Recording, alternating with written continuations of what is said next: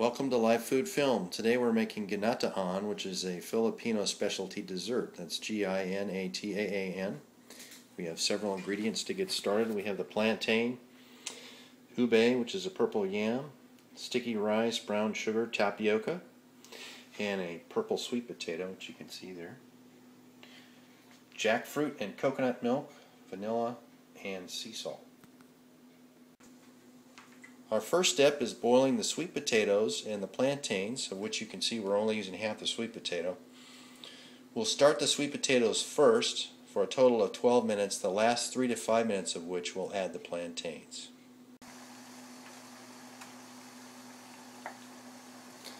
Putting in the sweet potatoes after we get a nice rolling boil.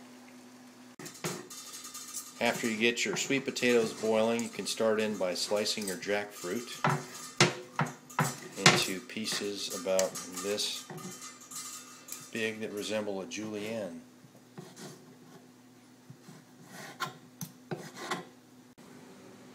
You'll notice in our preparation later with the jackfruit we add it at the very end, and this is so that it doesn't get too soggy and lose its flavor.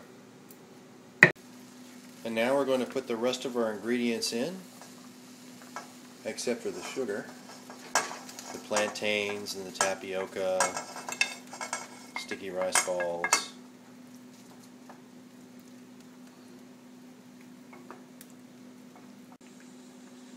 From the time of the beginning of cooking to completion is about 30 minutes total. Your setting on the heat is usually going to be just below medium. And it's important to make sure the plantains are cooked before moving on to the final step with the jackfruit. Next we put our 1/4 cup of brown sugar in, dash of salt, and teaspoon of vanilla. These flavors will infuse into our ingredients before the final step, which will be the coconut milk and the jackfruit. Cooking note, we use 2 quarts of water for the pan, and as you can see, this 13.5 ounce can of coconut milk. Now we're going to put our jackfruit in.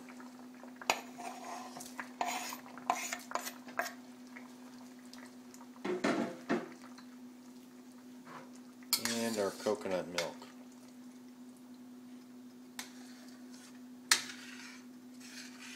How much longer do we have to cook it after this, Chef? It's about 2 minutes.